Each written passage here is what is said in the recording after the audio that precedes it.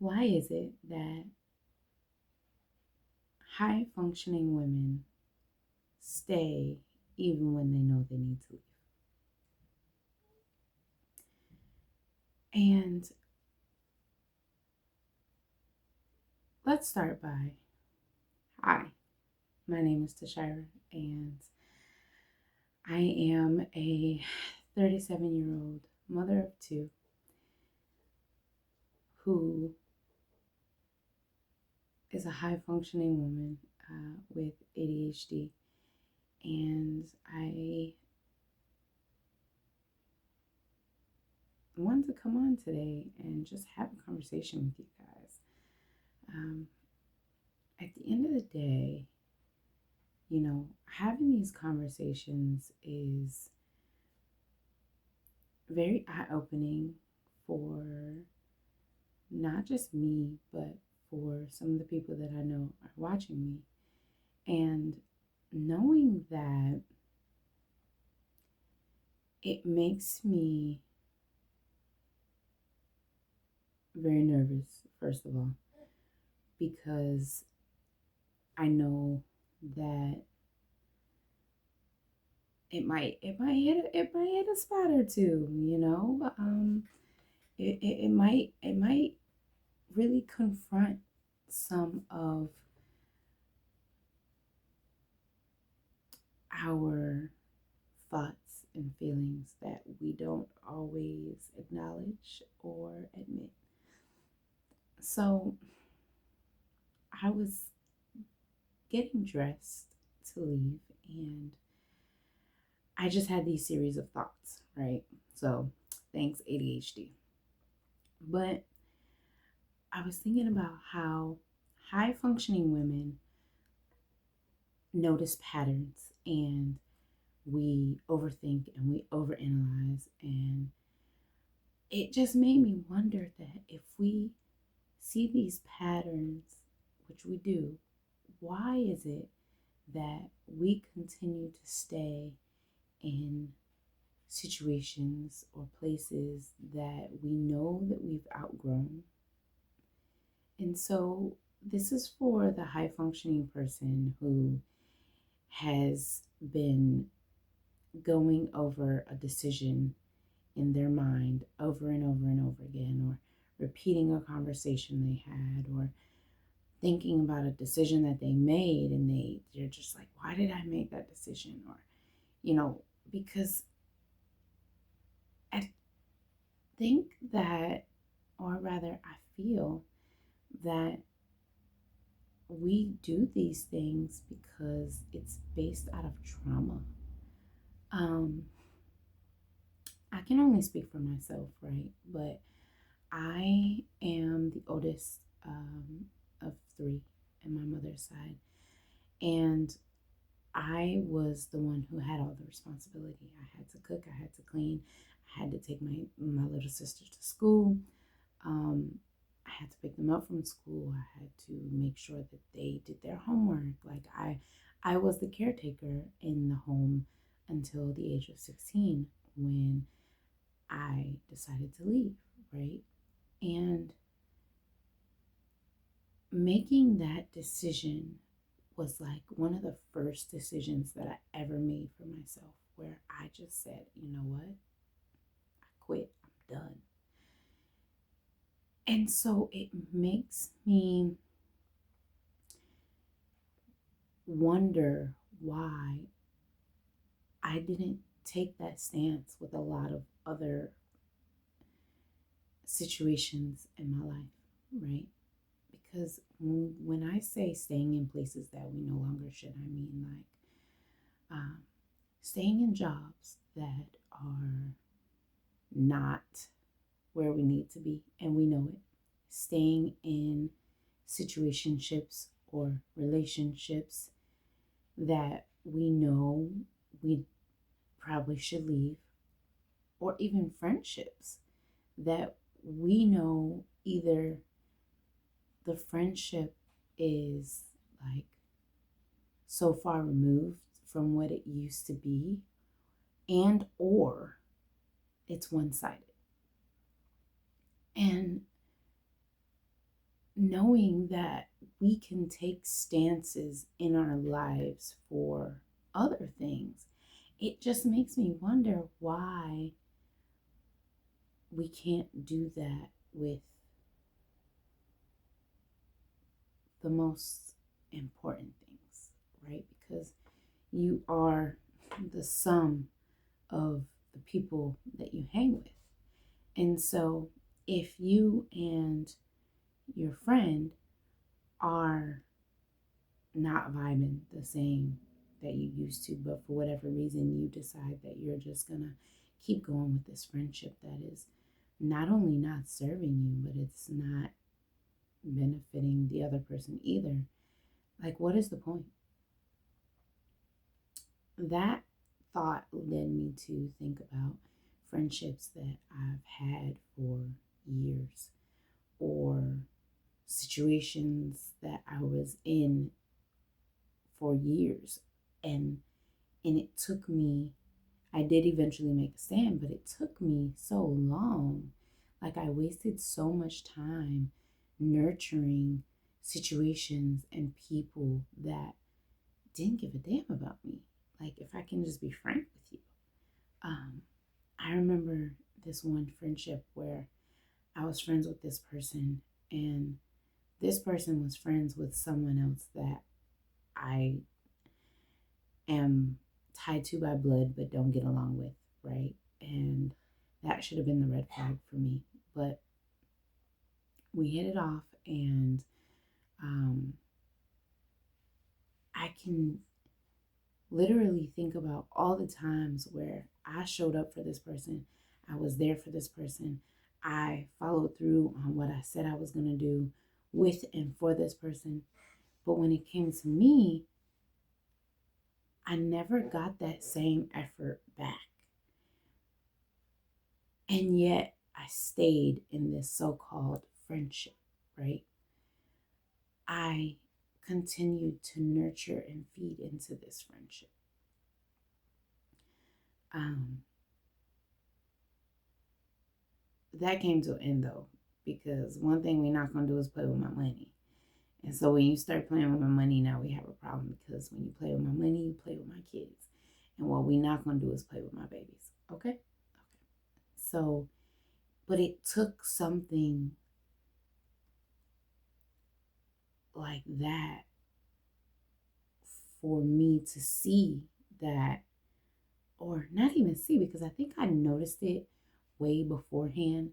I just didn't want to let go of the friendship, because I was like, you know, everybody go through hard times, everybody messes up, that's not a reason for me to like just be like, oh, I don't want to deal with you no more. Like, I kept making excuses for the same person who didn't give a damn, right? And so knowing that, it kind of upsets me. Like, you got the nerve to sit here and stick around for people who could care less about your presence. And so if you can't appreciate my presence, then you can be good without me. And if that's the case, then why am I sticking around? And so that leads me into, okay, well, what are my patterns? Why do I do this? And do I do this anywhere else in my life? And so that's what led me into, okay, well, I stayed at the same job that I hated for years because it was a paycheck, because I have 2 kids to feed. And I used that as justification to continue to stay there and be mistreated and be berated by my manager anytime she felt like she wanted to have a hissy fit, until I finally just quit one day. And I noticed the pattern in myself is that, like, I can stick it out with you, for you. I can be your rock. But the minute that it becomes a hindrance for me, that's when I'm just like, all right, what is it that we are going to do about the situation, because we can't continue like this. But it takes so much for me to get to that breaking point. And that's why I'm like, okay, well, when I initially thought about this, which this was years ago, but I still, like, I go over it in my head. Again, this is the overthinking, the overanalyzing that we do, right? But sometimes overthinking and overanalyzing is good in the right situations. Like, I am analyzing my patterns so that I am able to help other people. And yes, that job, it kept food on the table, it kept clothes on our back. And so, what is it that I got from this friendship? Why was I continuing the friendship? Nothing. Because we would make plans and she would either no show or wait until the last minute to give me some excuse as to why she couldn't do it. I understand when you can't do something because I'm a parent. What I don't understand is not communication. That's one thing that I'm not. Communicate with me. Let me know that you can't come or you can't make it. Don't wait until it's 5 minutes before we're supposed to leave and you like, I can't go. Like, and if it doesn't have anything to do with your home, your kids, like if it's not like a dire thing, that I don't understand not following through with what you said you were going to do. And so that leads me to, okay, well, what makes me do this? What makes someone stick around when they see that they are clearly not appreciated, they're not needed? And so that leads me back to, oh, this is what I did when I was younger, because I didn't have a choice then, right? And so when I got old enough to have a choice, I said doses. I still had remorse from that though, because I left behind my siblings who I found out later got the shit end of the stick. But it wasn't my responsibility to stick around and take the abuse because I was trying to save someone else, right? And so when it comes to people, places, and things, at the end of the day, we have to weigh, like, what is this doing for me? Is this doing anything for me in a positive manner? And so one of my habits that I realized is that I'm such a loyal person. Like, as a Leo, I'm loyal, right? To a fault. And knowing that about myself, right? Doing that introspection has definitely come in handy now as I have gotten older, because now it's like when I see those patterns, when I see that I'm doing those things, it's like, oh, nope, we're not doing this again, right? I can check myself. And so that's the benefit of knowing yourself. That's the benefit of doing the inner work, is knowing your triggers, knowing, when it's time for you to switch something up. And so this leads me to, well, if I can do it for some things, why can't I do it for everything? I'm not perfect. I'm not about to sit up here and act like I'm perfect, right? Because that's not reality. That's not real. And at the end of the day, we all have our,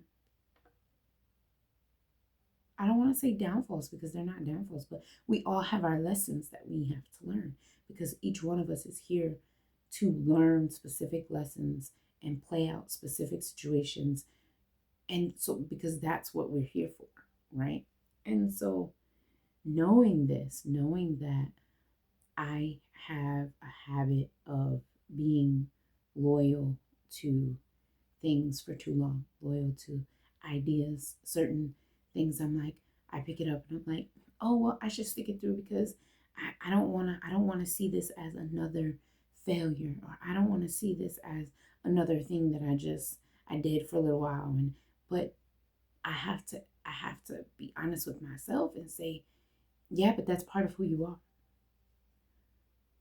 Part of who I am is someone who likes to have multiple interests. I like to do a lot of different things. I don't like to be bored, y'all. I'm gonna just keep it real. I'm gonna just keep it real. I don't like to be bored. I don't like to get so repetitive with something to where there's no fun in it anymore. Because a lot of things we do it so much so often that it's like second nature. Like there's no guessing, there's no guesswork, there's no fun, it just is. We just do it. Like we wake up and we do the same things every day. And like, oh my God, that is so exhausting and I don't understand how people do it.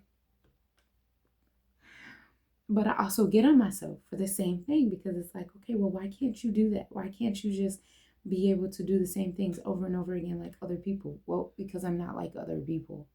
Because I am multifaceted. Because I am, first of all, I'm a fire sign. Like we we burn it to the ground and then we build it back up.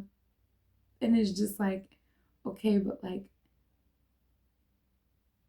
and explaining that to people is just frustrating because people don't understand. Just like I don't understand how you can sit there at a job that you hate for 15 years. Like, no, no, no, no. I refuse. I will go and learn a new skill and learn how to do something new instead of staying at a job that I know how to do like the back of my hand, and it's just repetitive and it's the same thing because that feeling of safety is what keeps us there. I don't mind feeling safe. Safe is great. But even those jobs that you stay at for 15 years ain't safe because the minute that they decide that you've been late too many times, or you did this, or you got too many write-ups, like it's gone in the blink of an eye, right? And so it's like, if you don't stay relevant, if you don't stay needed, if you don't stay in the forefront, then at the end of the day, like, you are disposable, right? And so knowing that I'm not like other people, and I don't understand other people, and that other people are not like me and they don't understand me, it's easier for me to say, okay, I see my patterns and I can admit that and try to turn that and change it and look at it in a different way. I use my quirks and my uniqueness to benefit me. I know that I get bored. Okay, so what do I want to do today? Right? And then I make it fun. I make it enjoyable. And then when I'm done doing that, then it's on to the next. Okay, so what? Like that's nothing for me to be ashamed of, right? And so for people who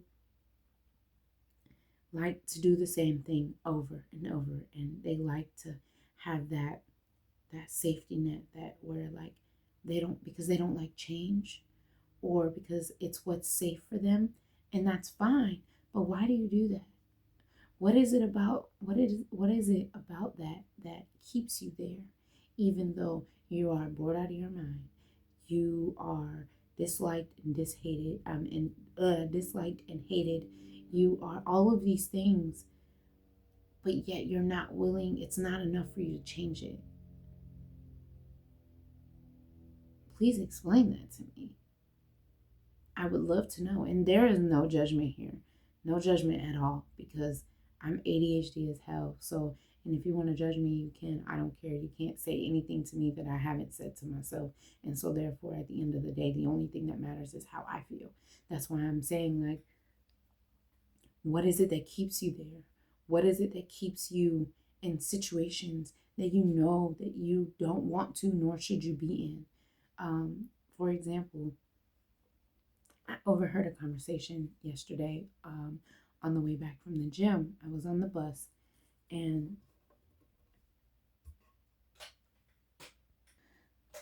okay, I just realized that at some point my mic shut off, so I don't even know if you guys can hear me, but I'm gonna keep going. I was on the bus yesterday and I overheard this conversation, and it reminded me about a situation that is close to home where, you know, we try so hard to be there for people and to save people that don't necessarily want to be saved. For example, you ever had that person in your life, whether it be a friend or a family member, who is in a relationship that is toxic? It's the best word. It's the best word that I can use for it. And you try to convince them that they should leave. All the reasons and excuses that they have to stay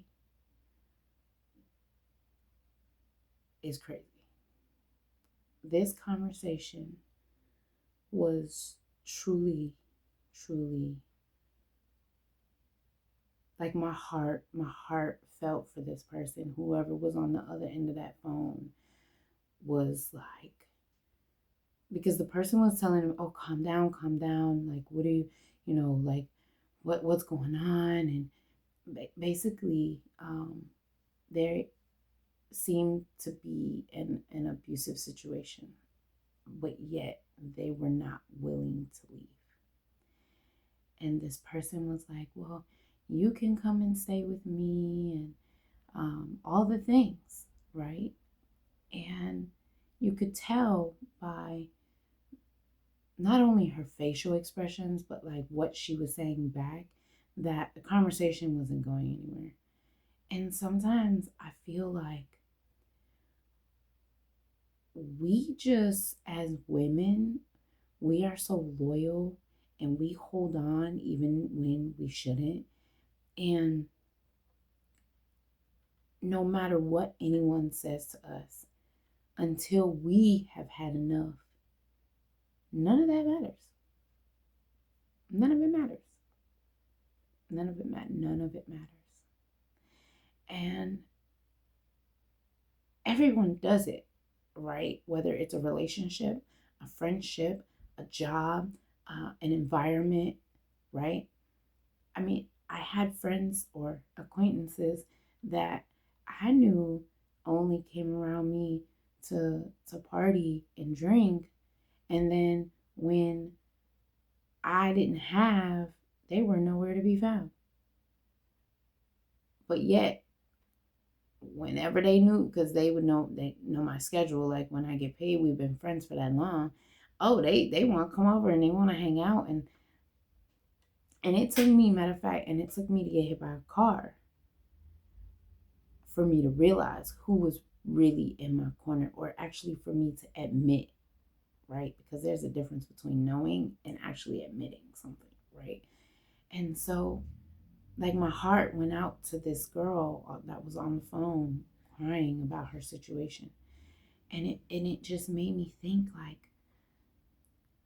I've been that person who stayed too long, who thought that the reason why things weren't going well was because me and something that I was doing. But the only thing that I was doing was sticking around, right? And so at the end of the day, we as human beings need to understand that we are here to live, not survive. We are here to be happy, not to continuously hurt ourselves by sticking in places where we are not happy, right? Because that does hurt us. It hurts us, it hurts our children. Um, mm, I just had a thought. Okay, so I'm gonna let y'all in on this thought because I think it's relevant. I have been in my same apartment for 10 years now, and I have wanted to move, right? For one reason or another, things never seemed right for me to move. And so I actually, over the summer, I got fed up and I was like, you know what? We're moving. And I went and got boxes and started giving stuff away. And you know, when you lived in somewhere for 10 years or more, like you got stuff that you don't even remember that you got, right? And because I'm a creative, um, and I've done so many things, I have like my area where I have my stuff. And so that actually brought up the thought of like how I've been ready to move, and because I've stayed here so long, now my kids are not, they like, Mom, we don't want to leave now. Well, we got friends here, and you know, we did, like, this is where we've been, this is the house that we've grown up in, and this is what we remember and all the things. And I basically stayed for them because I didn't want them to be upset with me because I took them away from their friends and I took them away from what they know. So this all like it, the situation and the people may change, but the lesson from it is the same. Why is it that we are staying in places that hurt us? Why is it that we are not making the choices that we need to make for ourselves instead of saying, oh, well, you know, you'll make new friends, or you know, you'll get to know the new area, you'll be happier, it'll be a bigger place, you know, it'll be somewhere new so that we can explore and have fun. I literally like was like, oh yeah, that makes sense when my kids told me they didn't want to leave. So we all do it. We all do it, and we all do it in different ways. And I know now what I didn't know then was that,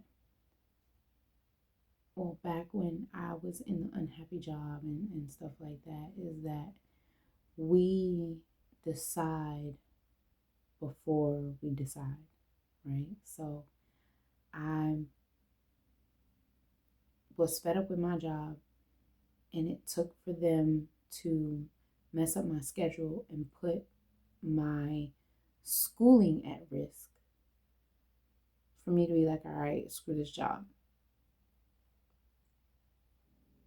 It shouldn't have taken that, right? Because I know I can get a job anywhere. But it was convenient. It was like, right, it wasn't far from my house. I knew my schedule. I knew what I needed to do. So it was convenient. It was safe. And so I stayed until they put me at risk of something that I wanted to do. So what is it that pushes you to move? What is it that pushes you to act? Is it when someone threatens your safety? Is it when someone threatens your kids? Is it when someone messes with your money? Is it like, what is it that motivates you to make that move versus sticking around?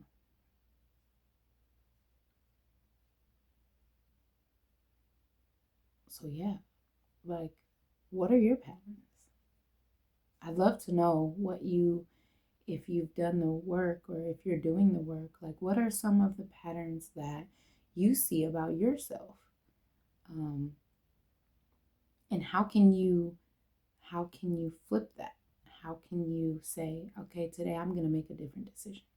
Today not going to do this. I'm going to do something that I actually want to do.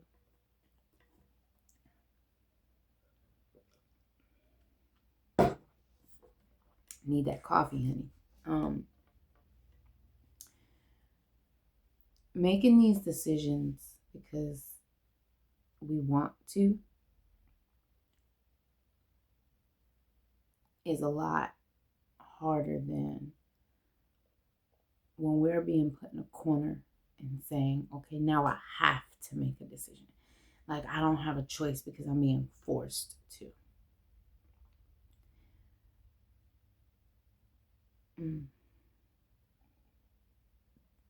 What's the decision that you made lately that you made because you wanted to and not because you were forced? A decision that I've made lately because I wanted to and not because I was forced was coming onto YouTube and just having these open and honest conversations. Another one is creating my podcast. I've had an idea for a podcast for about a year, and I didn't do anything with it. I didn't act on it because of whatever, right? Whatever A, B, C, and D is. But I finally did it. I finally just said, you know what? Screw it. I hope that people resonate with it. And if they don't, cool. You know, they're not obligated to stay and listen to the whole thing. But it was something that I that was sitting heavy on my heart, that I said, okay, well, I'm going to just be open and honest about some things that have come up, and, you know, hopefully it resonates with other people. Same way I do here. Same way these conversations, you know, give me something to think about. I hope they also give you something to think about. So yeah, us high functioning people who overanalyze and overthink and second guess, because the overanalyzing and the overthinking leads you to second guessing, and you second guess yourself and your decisions and everything. And so it's just like this cycle that we just keep going around and around and around and around. Yeah. Well, that's the conversation for the day. Let me know down in the comments what you got from this, if anything. Check out the podcast as well if you have not already. And yeah, have a good day, everybody. Bye.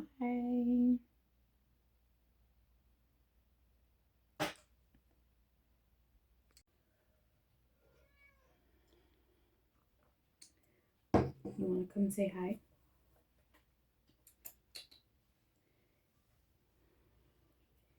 You want to come say hi? Come here. Say hi. Say hi. You see you? You see you? You see how pretty you are? You're a pretty girl. I guess Pearl wanted to say hi today, everybody. So let's jump right in.